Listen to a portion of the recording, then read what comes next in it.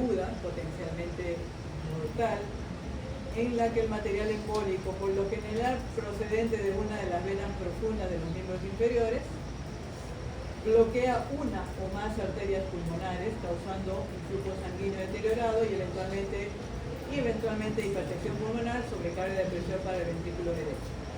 Eso es una tromboembolia. En cuanto a la epidemiología, es el tercer síndrome cardiovascular más frecuente. Entonces viene infarto agudo de miocardio, accidentes cerebrovasculares y tromboembolia pulmonar, en orden de frecuencia. La incidencia es 40 a 110 por cada 100.000 personas. Es más frecuente en mayores de 80 años porque es en este grupo de pacientes en donde los factores de riesgo son más comunes, que vamos a ver, y es causante de alrededor de 300.000 muertes al año en Europa y en Estados Unidos, ya que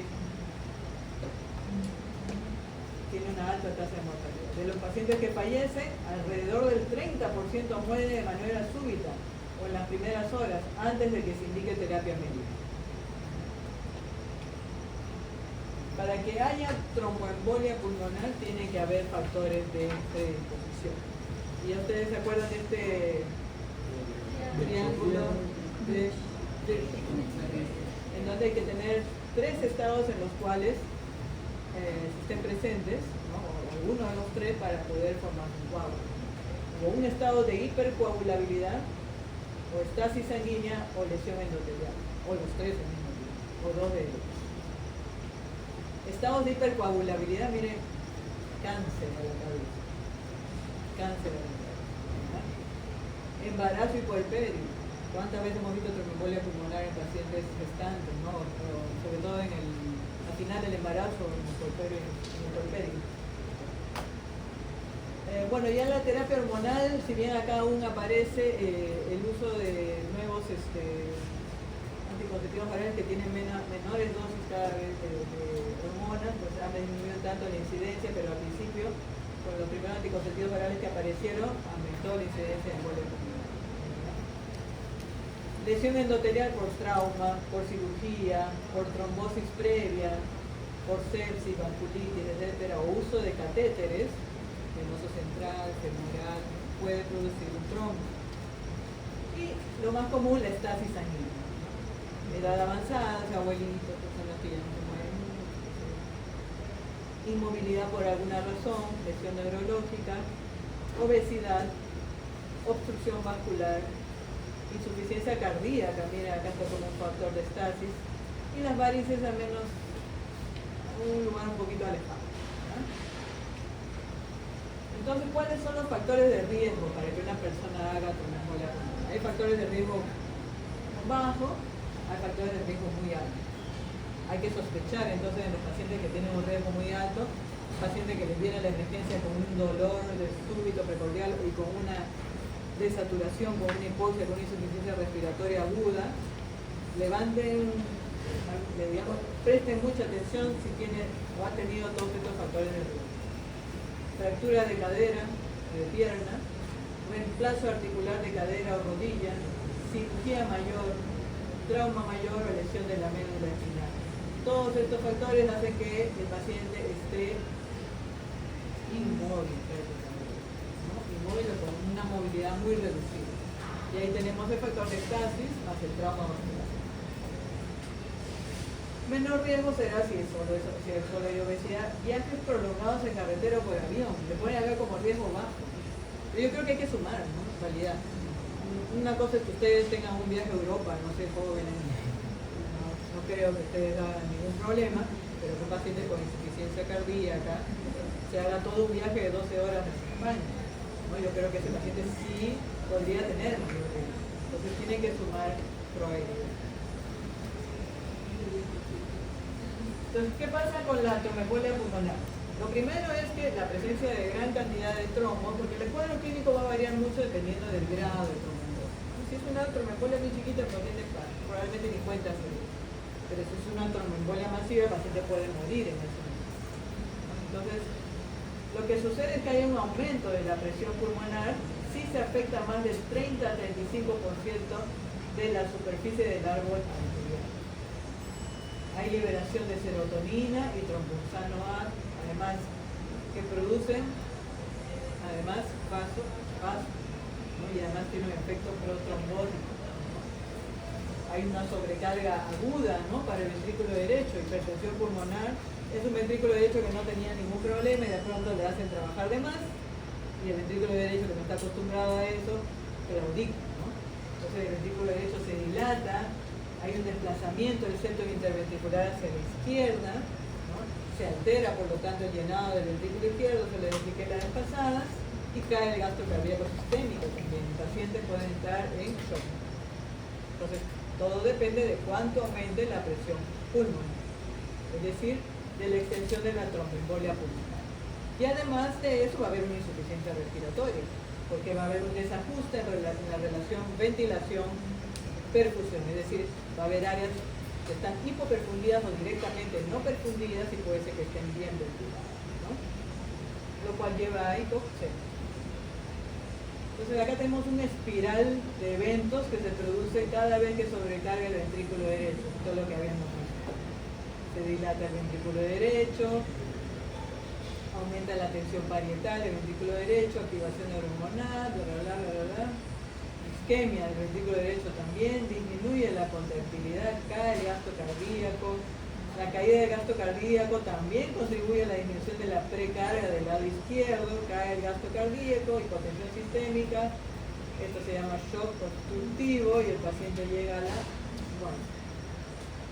¿Sí? Entonces ya conocemos la fisiopatología de la tromboembolia pulmonar, esto es lo que les había mostrado la vez pasada, ¿no?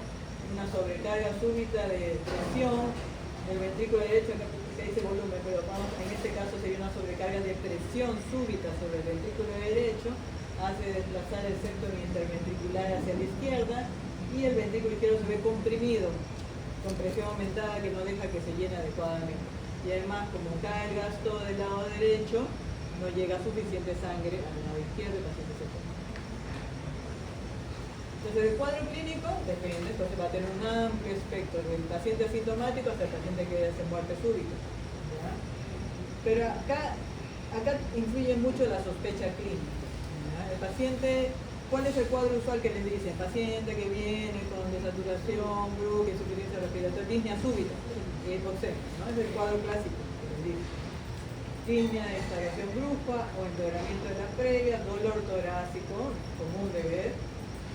Hipotensión, ya les expliqué por qué, inclusive llegar al síncope y hasta hemoptisis. Hay que buscar signos de trombosis venosa en miembros inferiores, los puede haber como dolor, aumento de volumen en la extremidad afectada.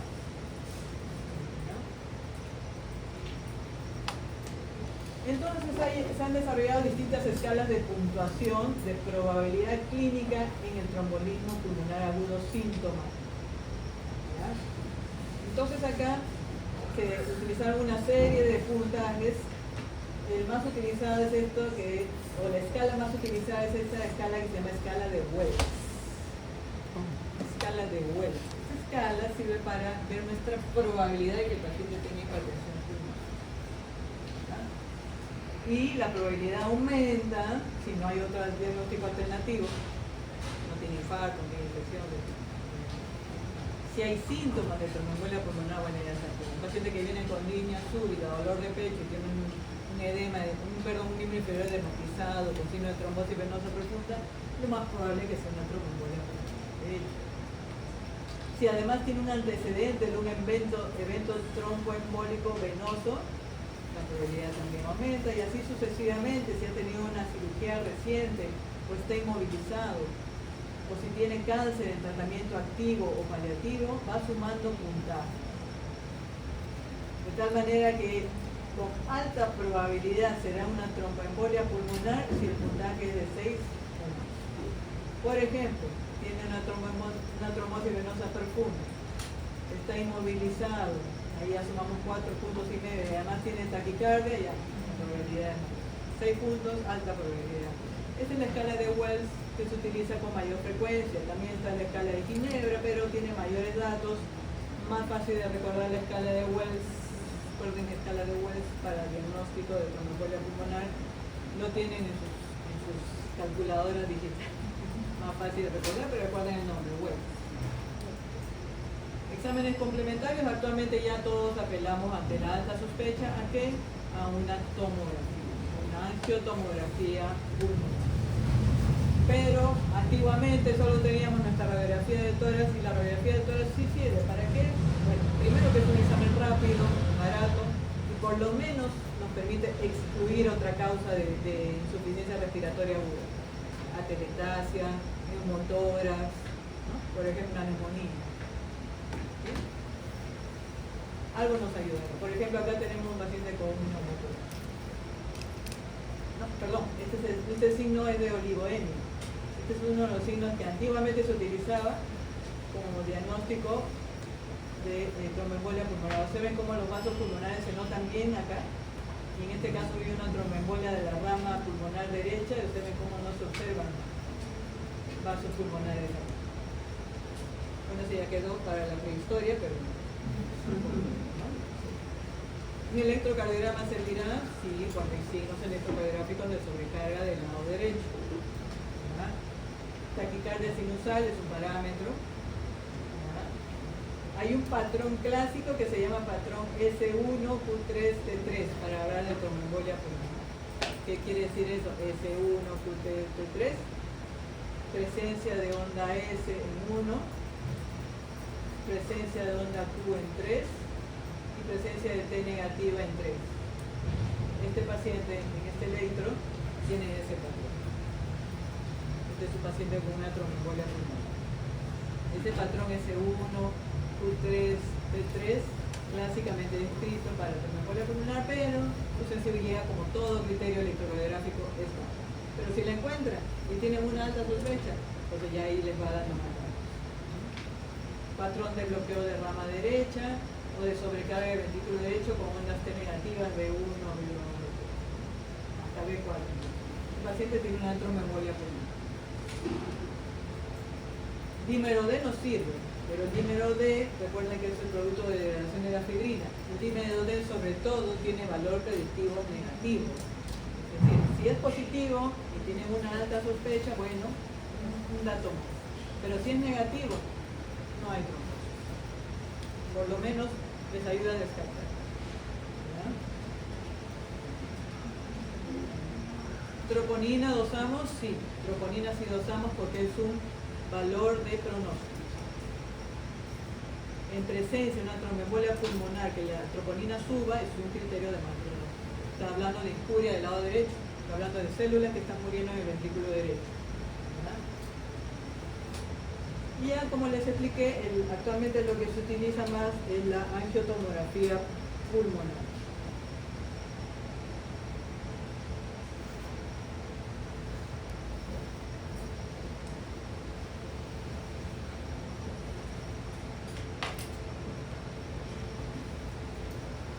Y la tomografía pulmonar ya pues básicamente es una tomografía en donde se inyecta sustancia de contraste por una vena periférica. El contraste se dirige por su circulación habitual, dirige a la arteria pulmonar y podemos ver ahí los defectos de relleno. Acá vemos el tronco de la arteria pulmonar, la rama derecha y la rama izquierda. Observen acá tremendo trombo obstruyendo casi totalmente la rama pulmonar derecha. Acá hay otros pequeños trombos en la izquierda. Acá hay otro trombo también en la rama pulmonar derecha. La ecocardiografía no sirve porque vemos, acá miren, ven este signo en D. Este es el signo en D que se presenta cuando hay hipertensión pulmonar severa. ¿Verdad? En este caso por una tromboembolia pulmonar. El ventrículo derecho, el doble prácticamente del izquierdo, con el desplazamiento del septum interventricular y la cavidad cardíaca izquierda se observa muy reducida. Acá otros cortes, ventrículo derecho muy dilatado, aurícula derecha dilatada también, desplazamiento del septum hacia la izquierda. Otras pruebas diagnósticas, pero ya digamos que cuando ya la probabilidad es un poco menor, ¿no? Hay pruebas que se llaman pruebas de perfusión, de gamografía, ventilación, perfusión. Básicamente ese es un estudio gamagráfico, un estudio con radioisótopos, en la cual se le inyecta un radioisótopo marcador de glóbulos rojos tratamiento al paciente y al mismo tiempo se le hace una prueba de ventilación utilizando otro tipo de radioisótopo. Y se compara, ¿no? Las zonas ventiladas, cómo están, y las zonas perfundidas. ¿Ya? Acá vemos, por ejemplo, hay una zona de perfusión en el lóbulo superior izquierdo, donde vemos que no hay perfusión, está todo oscuro acá. ¿Okay? Es porque se ha obstruido una rama pulmonar. También es otro estudio que se hace, pero sobre todo cuando hay todavía una probabilidad que no queda muy clara, que la tomografía tal vez no nos dice mucho, porque tal vez la tromboembolia sea de vasos medianos, ¿no? De poco calibre, que no alcanza a verse bien. Bueno, entonces este sería el algoritmo de manejo. Si tiene una sospecha de tromboembolia pulmonar y el paciente está clínicamente estable, o sea, no hay descompromiso hemodinámico y tiene alta sospecha clínica, de frente tomografía de frente. Y con eso, si es confirmado, tratamiento. Y si no es confirmado, buscar otras opciones de diagnóstico. Si la probabilidad es intermedia o baja, piden un dímero D. Si el dímero D es negativo, se acabó, no hay nada. Si el dímero D es positivo, bueno, ahí recién piden la angiotomografía. ¿Por qué no toma tomografía? Porque, bueno, igual es un estudio que requiere contraste iodado, hay personas alérgicas al yodo, no está exento a veces de algunos riesgos, ¿no? ¿Para qué vamos a irradiar a un paciente tanto si no lo amerita? Entonces, depende de la alta sospecha clínica o no. Pero si el paciente les viene en shock, directamente en shock, chocado, si hay disponibilidad de tomografía de urgencia, sí se la hace. ¿Ya? En ese caso se confirma el diagnóstico y el tratamiento específico en este caso es fibrinolizar. ¿Se acuerdan que hablábamos de la fibrinolisis para los infartos agudos de miocardio ST elevados? Bueno, el mismo fibrinolítico se utiliza para tratar la tromboembolia pulmonar. Con el mismo principio, destruir los trombos que están obstruyendo la arteria. Y si la tomografía le dice que no hay tromboembolia, hay que buscar otras causas de shock. Bueno, no dispongo de tomografía, en mi angiógrafo, en mi tomógrafo se malogró el que. Entonces, ecocardiograma. Si hay disfunción del ventrículo derecho, sí, y no tengo otras pruebas, el paciente está inestable, tengo que fibrinolizar rápidamente. Si hay disfunción del ventrículo derecho y tengo disponibilidad de una tomografía aún, o el paciente mejora su estabilidad clínica, lo llevo a hacer tomografía. Y si no hay difusión del ventrículo derecho, buscar otras causas posibles de shock de ese paciente. Entonces acá ya más o menos les estoy adelantando uno de los tratamientos específicos, que es la fibrinolisis, que se utiliza en los casos de pacientes hemodinámicamente inestables. Bueno, estas son escalas clínicas, otra escala clínica, pero es pronóstico, ya el paciente con tromboembolismo pulmonar agudo sintomático. O sea, ya el paciente tiene ya el diagnóstico de tromboembolia pulmonar y entonces vamos a evaluar qué pronóstico tiene el paciente. Y acá se utilizó la llamada escala de PESI. Y en esta escala se evalúa si el paciente, la edad del paciente, si es hombre, si tiene cáncer, si tiene insuficiencia cardíaca y así sucesivamente, diversos parámetros clínicos, ¿ya? Para evaluar el riesgo. ¿Ya? Si el paciente tiene un puntaje de más de 125, se dice que su riesgo es muy, muy alto de mortalidad intrahospitalaria. Más que nada es un score pronóstico, ya, pero en ese caso más que nada sirve para evaluar, digamos, la probabilidad de muerte. ¿Y cuál es el tratamiento? Bueno, si hay inestabilidad hemodinámica, y les hablé que es la fibrinolisis. No se administra como en el infarto agudo de miocardio, que se da un dolo y ahí no. En este caso son 100 miligramos que se administran a lo largo de 2 horas. 120 minutos. ¿Sí? Si no hay inestabilidad hemodinámica, el tratamiento es anticoagular al paciente. Y la anticoagulación puede ser con heparinas de bajo peso molecular, como enoxaparina, 1 miligramo kilo cada 12 horas, o heparina no fraccionada, que se reserva para los pacientes con depuración de creatinina estimada de menos de 30 mililitros por minuto u obesidad severa. ¿Ya? ¿Por qué? Porque la enoxaparina está contraindicada o aumenta mucho el riesgo de sangrado cuando la depuración de creatinina es se absorbe muy bien en los pacientes con obesidad extrema, porque la enoxaparina es de administración subcutánea. Durante los 5 a 7 primeros días se indica esta coagulación, anticoagulación parenteral. Y luego ya podríamos iniciar con los anticoagulantes orales, no antagonistas de la vitamina K, acá ya están indicados directamente, los inhibidores del factor 10 activado como apixaban y rivaroxaban, o inhibidores de la trombina como la Vigatran. En este caso, ¿cuánto tiempo de tratamiento tengo que darle? 3 meses al menos de tratamiento. ¿Ya? Pero acá la duración del tratamiento depende de los factores de riesgo que tenga el paciente. Si era un paciente que, bueno, lo habíamos operado recién de la prótesis de rodilla, bueno, paciente por lo demás joven, activo, pues no tendrá otro factor de riesgo, así que 3 meses de tratamiento será suficiente. Pero si es un paciente que tiene, por ejemplo, un cáncer, ya, en ese caso una anticoagulación será de por vida, ¿no? Además, si el paciente tiene un tromboembolismo venoso recurrente, no relacionado a un factor de riesgo reversible, también tendrá que ser anticoagulado por tiempo indefinido. Y si tiene síndrome antifosfolipídico, también su anticoagulación será por tiempo indefinido. Entonces, todo depende, cuánto de tiempo de anticoagulación depende del paciente, de qué factores de riesgo. También se puede usar warfarina, sí se puede usar warfarina, pero cada vez como están usando menos, la warfarina tenemos que ajustar la dosis a un NR entre 2 y 3. Tiene el tiempo similar a las indicaciones para los anticoagulantes orales no antagonistas de la vitamina K. 3 meses al menos o más si el paciente tiene algún factor de riesgo irreversible.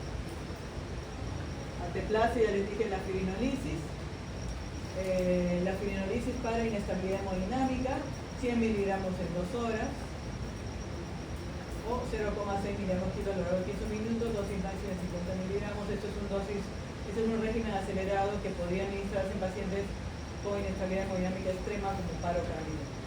0,6 miligramos kilo a lo largo de 15 minutos. Si el paciente está muy chocado, podría administrarse esta dosis rapidísima a lo largo de 15 minutos, pero solo de 0,6 miligramos kilo, máximo de 50 miligramos. Si el paciente está muy chocado, muy inestable. Muy bien.